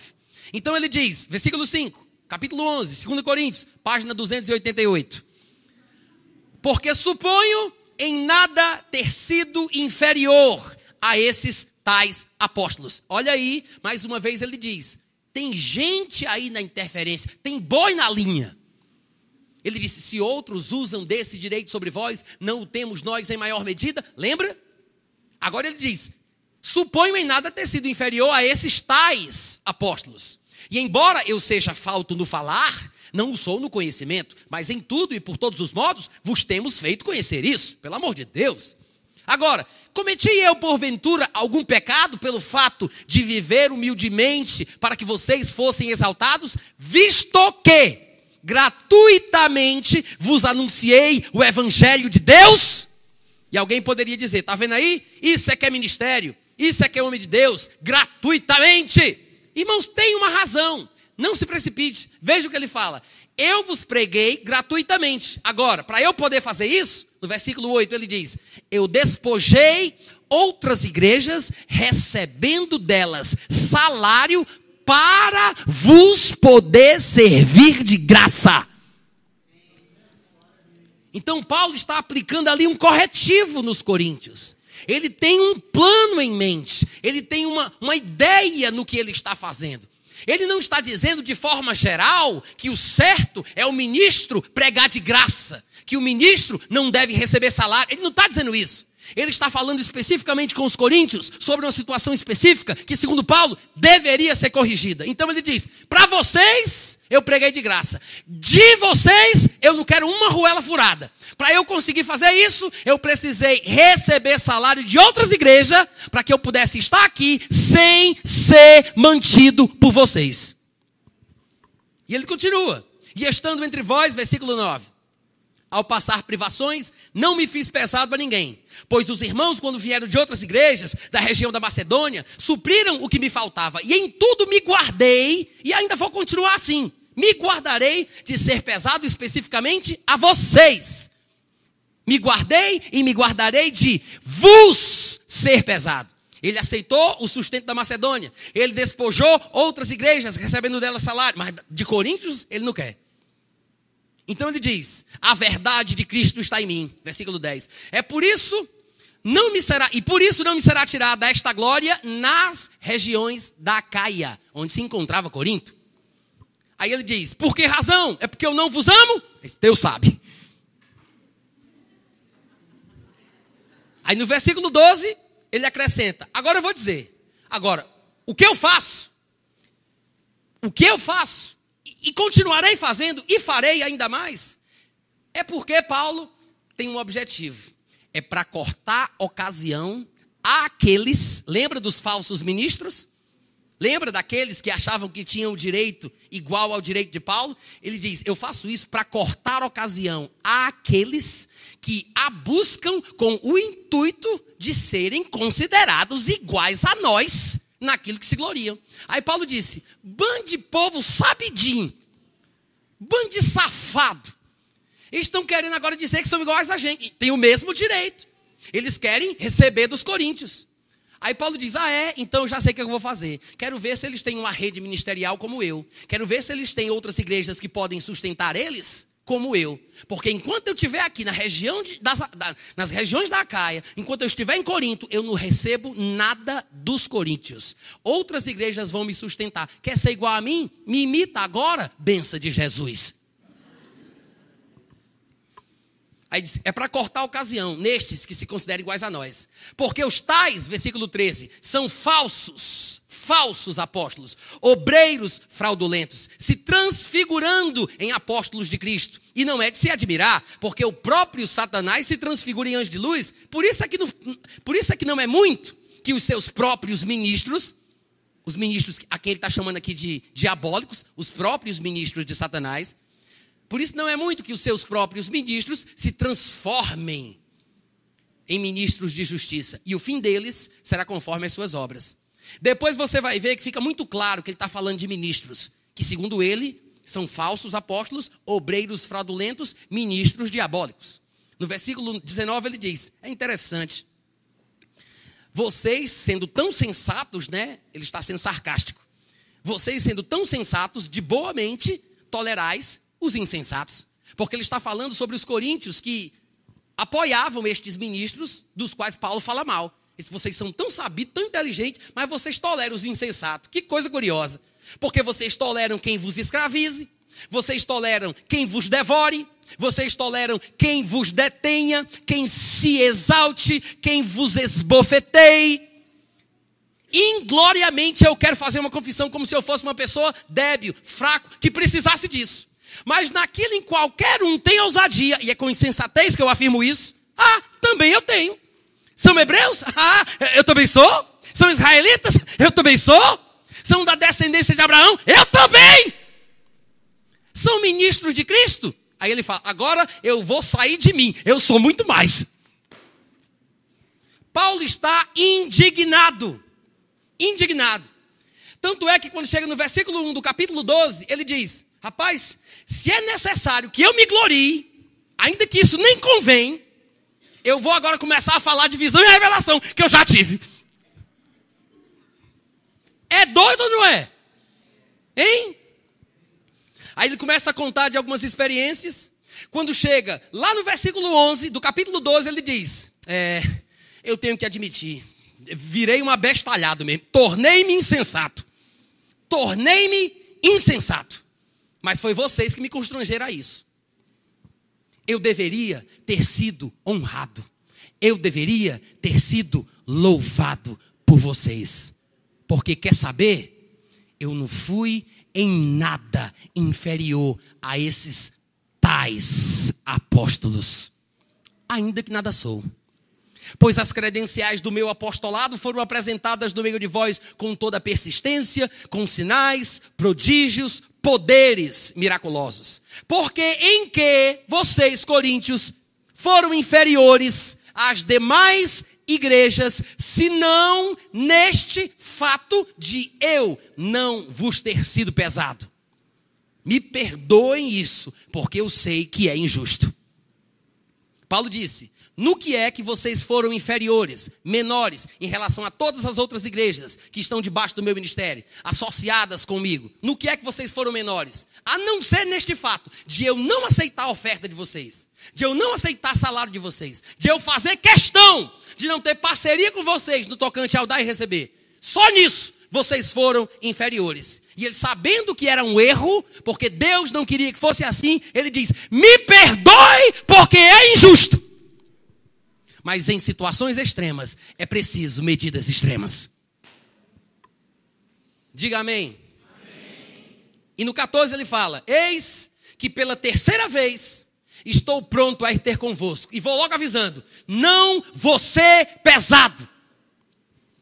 Pois eu não vou atrás dos vossos bens, mas procuro a vós outros. Não devem os filhos entesourar para os pais, mas os pais para os filhos. Eu de boa vontade me gastarei, ainda me deixarei gastar em prol da vossa alma. Se mais vos amo, serei menos amado? Pois então que assim seja. Eu não fui pesado a nenhum de vocês, porém, sendo astuto, vos prendi com dolo, ou dolo. Ele disse: eu não fui pesado, mas sendo astuto, vos prendi com dolo. Já ouviu falar do crime doloso? Tem o crime culposo e o crime doloso. O culposo é aquele que a pessoa comete sem a intenção de fazer. O doloso é aquele que a pessoa faz com a intenção de fazer. Paulo está dizendo aqui que, sendo astuto, os prendeu com dolo. A gente sabe que isso é verdade porque ele já pediu perdão nos versículos anteriores. Ele disse que o que eu fiz é injusto. E por isso, vocês foram diminuídos em relação às outras igrejas. Vocês são inferiores neste aspecto. Por quê? Porque Paulo não deixava que eles ofertassem na sua vida. Paulo disse: eu diminuí vocês. Não é porque Paulo precisava. Paulo disse: isso vai ser ruim para vocês. Me perdoem. Sendo astuto, vos prendi com dolo. Dolo é qualquer ato consciente por meio do qual você induz ou confirma e mantém uma pessoa no erro. Paulo disse: me perdoe. Irmãos, isso é tão forte que talvez você vá precisar de pelo menos uma semana para entender o que foi que a gente viu aqui. Mas a grande pergunta que paira no ar é: será que a gente merece a mesma repreensão? Será que a gente merece que a unção de Deus venha sobre um homem e traga na nossa cara a nossa falta de coragem de abençoar, a nossa falta de disposição de manter, de ofertar? Em vez de honrarmos, abençoarmos, procurar, tomar iniciativa, a gente tem que ser incentivado. Alguém tem que pregar por 15 minutos, alguém tem que falar que é bíblico, alguém tem que bater na nossa cara. Será que nós não faríamos o mesmo que os coríntios fizeram com Paulo? Será? A pergunta é essa: quem é você dentro da história toda? De tudo que a gente viu, como você se encontra? Qual o seu papel? Como tem sido a sua atitude? Como é que está o teu coração em relação ao dinheiro? Quando você abençoa, quando você oferta, quando você dá um presente para o pastor, quando você pensa em dar uma boa oferta para ele, você se sente mal porque acha que vai estar ajudando a corrompê-lo? Ou você o faz consciente do teu papel na expansão da obra de Cristo? Por que Paulo fez isso? Ele já nos explicou em 1 Coríntios capítulo 9, no versículo 22 ele diz: o que eu faço e vou fazer é porque me fiz de fraco para com os fracos, com o fim de ganhar os fracos. Paulo disse: me fiz de tudo para com todos, com o fim de por todos os modos salvar alguns, os que der.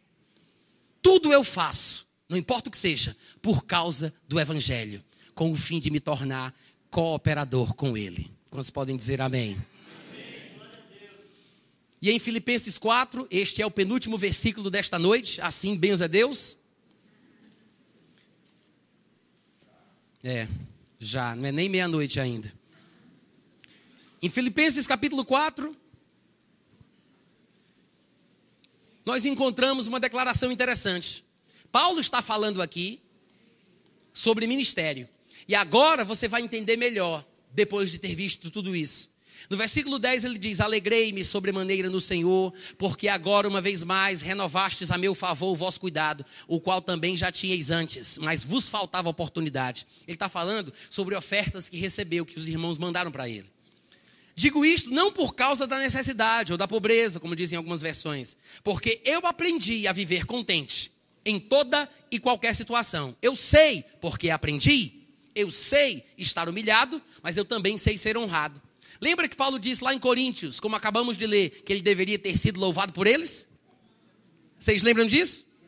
Eu deveria ter sido louvado por vós. Me tornei insensato. Vocês me constrangeram a isso. Então ele fala: eu sei ser honrado, Mas eu sei ser humilhado. Eu aprendi a viver contente nas duas situações. Tudo posso passar naquele que me fortalece. Só que depois ele diz o seguinte: de tudo e em todas as circunstâncias já tenho experiência, tanto de fartura como de fome, assim de abundância como de escassez, tudo posso naquele que me fortalece. Todavia, versículo 14, fizestes bem associando-vos comigo em minhas necessidades ou na minha tribulação. Compete ao ministro aprender a viver contente, tendo fartura ou tendo necessidade. Mas compete à igreja se associar com os ministros em suas necessidades. O ministro tem que aprender a viver contente em todas as fases do desenvolvimento ministerial pelo qual ele passa. Mas a igreja precisa também crescer, amadurecer e se associar com as necessidades dos homens de Deus que ele nos dá. E no versículo 15 ele continua: vocês sabem, ó Filipenses, que no início do meu ministério, ele não está falando do início do evangelho, desde a pregação de João Batista e depois apareceu Jesus, ele está falando do início do seu ministério. Ele diz: quando eu parti da Macedônia, nenhuma igreja se associou comigo. Igreja associada com o ministro no tocante a dar e receber. Paulo dava alguma coisa e recebia alguma coisa. A igreja dava alguma coisa e recebia alguma coisa. Lembra do que ele disse em 1 Coríntios 9? Se nós vos semeamos bens espirituais, será muito colher de vós bens materiais? É uma parceria no tocante ao dar e receber. Ele disse: nenhuma outra igreja se associou comigo no tocante a dar e receber, senão unicamente vós outros. Porque até para Tessalônica vocês me mandaram, não foi uma vez só não, mas duas, o bastante para as minhas necessidades. Não que eu esteja procurando donativo, o que realmente me interessa é o fruto que aumente o vosso crédito. Crédito para com ele? Não, o crédito para com Deus. Aí Paulo diz: eu recebi tudo, eu tenho abundância. Eu estou suprido, desde que Epafrodito me passou as mãos o que me veio da vossa parte, como aroma suave, como sacrifício aceitável e aprazível a Deus. E é porque Deus aceitou, é porque Deus teve prazer, que este Deus, segundo a sua riqueza em glória, há de suprir em Cristo Jesus cada uma das vossas necessidades. É uma pena que todo mundo saiba citar o versículo 19. E o meu Deus, segundo a sua riqueza em glória, há de suprir cada uma das minhas necessidades. Venha a nós e ao teu reino, nada. Todo mundo quer a bênção, mas ninguém quer abençoar. Todo mundo quer necessidade suprida, mas ninguém quer suprir necessidade de ninguém. Irmãos, a promessa do versículo 19, que Deus há de suprir em abundância, é só para aqueles que se associam com os ministros que Deus levanta, em relação a dar e receber. É uma palavra específica para um comportamento específico. Quer a bênção? Tenha o comportamento. Amém, irmãos? Amém. E para concluir, eu queria que você abrisse em Lucas capítulo 5. Lucas capítulo 5. Glória a Deus. Eu não sei quanto a vocês, mas eu fui muito abençoado hoje à noite. Lucas, capítulo 5. Aleluia. Todo mundo conhece essa passagem como a pesca maravilhosa. Se eu fosse colocar o título dessa porção das Escrituras, eu diria: a semeadura maravilhosa. Porque a consequência foi a pesca, mas não começou ali. No versículo 1 diz que aconteceu que ao apertá-lo a multidão para ouvir a palavra de Deus, veja, Jesus estava fazendo a obra. Ele estava junto ao lago de Genezaré e Jesus viu 2 barcos junto à praia do lago, ou seja, Jesus teve uma ideia, mas talvez não desse certo o que Jesus queria fazer, porque os pescadores, havendo desembarcado, já estavam lavando as redes, dando a entender que iriam para casa. Jesus tinha a ideia de usar um dos barcos como púlpito, porque ele estava pregando e o povo vinha para cima dele. E ele queria continuar pregando. Então Jesus viu os barcos, mas os pescadores já estavam para sair. O que é que Jesus ia fazer? Pedir que emprestassem o barco, entrar dentro do barco, pedir que o afastassem da praia, para o povo não entrar dentro d'água, parariam ali na margem, Jesus continuaria pregando e daria tudo certo. Mas os pescadores, tendo trabalhado a noite toda, estavam já lavando as redes e iam para casa. No versículo 3 diz que finalmente ele entra em um dos barcos, que era o de Simão, e pediu a Simão que o afastasse um pouco da praia. E assentado, agora sim, com sossego e tranquilidade, ele podia continuar ensinando do barco as multidões. Quando Jesus achou que estava na hora de acabar de falar, quando ele acabou de falar, ele disse a Simão: Simão Pedro, faze-te ao largo, vai para onde as águas são fundas e lança as redes para pescar. Simão respondeu: mestre, havendo trabalhado a noite toda, nada apanhamos, mas depois de ter ficado aqui esperando o meu barco de volta, enquanto tu falava, quer saber? Sob a tua palavra, lançarei as redes. Eu acho que dentro do coração dele, ele ecoava aquele pensamento dos soldados romanos que foram enviados para prender Jesus e voltaram de mãos abanando. Pedro provavelmente sentia a mesma coisa. Nunca ninguém jamais falou como esse homem. Aí quando Jesus acaba, ele diz: sob a tua palavra, eu vou. Pedro não foi abençoado porque disse, eu vou. Pedro foi abençoado porque foi. Ele disse, sob a tua palavra, eu vou lançar as redes. Isto fazendo, veja, ele foi abençoado não porque disse que ia, mas porque foi. Não é porque ele disse que faria, é porque fez. Isto fazendo, apanharam grande quantidade de peixes e rompiam-se-lhes as redes. Então fizeram sinais aos companheiros do outro barco para que fossem ajudá-los. E foram e encheram ambos os barcos a ponto de quase irem a pique. Vendo isto, Simão Pedro prostrou-se aos pés de Jesus, dizendo: Senhor, pelo amor de Deus, vai-te embora, porque eu sou pecador. Ele percebeu, o negócio aqui é de Deus. Isso não é normal. Isso é fora do comum. Só pode ser homem de Deus. Quando ele teve consciência de que o retorno, o lucro, a pesca era uma coisa sobrenatural, ele disse: não, eu sou pecador, é melhor tu se afastar de mim, porque eu não tinha entendido até agora. Agora eu tenho consciência. Claro que todo mundo usa essa passagem para falar que quando você semeia, né, você colhe. E é verdade. Quem semeia pouco, colhe pouco. Quem semeia muito, colhe muito. Paulo falou, vocês me deram, Deus aceitou. E Deus vai suprir agora a necessidade de vocês de forma abundante. Paulo disse, não que eu procure na verdade a oferta, o donativo. O que realmente me interessa é o fruto que aumenta o crédito de vocês diante de Deus. Então, é bíblico isso. Semear e colher. Só que tem detalhes que às vezes a gente não vê. Para pensar sobre isso. Jesus pede o barco emprestado, o ganha-pão de Pedro, né? Ele pede emprestado. Então Pedro oferta no ministério de Jesus. Ele faz com que Jesus continue pregando um pouco mais, investindo na sua vida com o seu ganha-pão. Jesus usa, prega, ministra, faz o que tem que fazer. No final da conversa, Jesus toma a iniciativa para dizer, bom, o negócio é o seguinte, já usei, já me serviu, agora eu quero te abençoar. Não foi Pedro que disse, muito bem, Jesus, obrigado, eu conheço um pouco da lei, eu acho que se eu plantei eu tenho que colher, está na hora do Senhor repreender o devorador, cadê a minha bênção 100 vezes mais? Não foi Pedro quem foi atrás, não foi Pedro quem reivindicou os seus direitos. Jesus quis abençoar. Irmãos, é da natureza de Deus abençoar quem investe no reino. É natural, flui do coração de Deus. Jesus tinha que abençoar esse homem. Agora, minha pergunta é, como foi que Jesus abençoou Pedro? Como foi? Bom, as palavras são, faze-te ao largo, vai aonde as águas são fundas e lança as redes para pescar.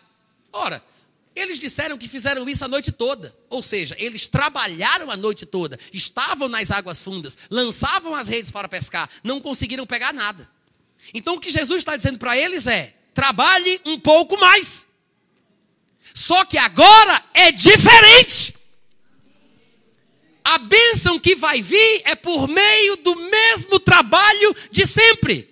Mas depois da atitude de Pedro, Jesus diz, não, Eu sei que você já trabalhou. Eu sei que você conhece a situação. Você está ambientado aí com o mar e com a pescaria. Mas agora eu quero que você vá trabalhar de novo para você ver. A bênção vem, irmãos, pelo mesmo velho trabalho de sempre. Mas quando temos a atitude correta, cooperando com o reino, investindo na obra, Deus abre as portas dos céus. Ele escancara. As bênçãos caem sem medida. Mas não se esqueça disso. Muito provavelmente vai vir por meio do trabalho. E se o seu trabalho não tiver o diâmetro certo para a quantidade de bênção que vai fluir, Deus vai te dar um novo encanamento. Mas o importante é que você guarde no seu coração a ideia de que você trabalha com a força que Deus te dá. Você faz o seu caminho prosperar. Para não se esquecer de Deus, você se guarda investindo na obra e se protegendo da cobiça, dando periodicamente uma porcentagem do que você consegue com a força que Ele te dá para adquirir riqueza. E enquanto você faz isso, as bênçãos de Deus voltam para você de forma abundante. E quando você tem muito, você dá muito. Sabe o que acontece? É um ciclo sem fim. Você trabalha, você prospera, você abençoa. Depois vem mais dinheiro, porque o dinheiro vem por meio do trabalho. Aí você trabalha, você prospera, você abençoa. Aí depois vem mais dinheiro e você trabalha, porque o dinheiro vem por meio do trabalho. Aí você abençoa, aí você prospera. Não para mais essa bênção, Jesus. Irmãos, se nós somos a igreja que vai ver a volta de Jesus Cristo, nós precisamos ser a igreja que cooperam financeiramente com o evangelho em nossa nação. Quantos foram abençoados hoje à noite? Amém. Quem recebeu de Jesus Cristo aqui? Amém. Glória a Deus. Pai, eu te agradeço por cada um dos meus irmãos aqui presentes. Também te louvo pela vida daqueles que têm ouvido as mensagens pelo áudio e pelo vídeo. Te pedimos, Deus, que a tua verdade seja sólida, forte em nosso coração. Queremos praticá-la com integridade, com inteireza. Queremos viver, Pai, na convicção do que a Tua palavra diz. Chega de bagunça! Chega de confusão! Chega de dúvida! Chega de trevas! Queremos avançar! Com certeza, com a motivação correta, com o espírito certo, em nome de Jesus. Semearemos na obra, semearemos no evangelho e sabemos que tu farás a tua parte em nome de Jesus. Quantos podem dizer amém? Glória a Deus, aleluia.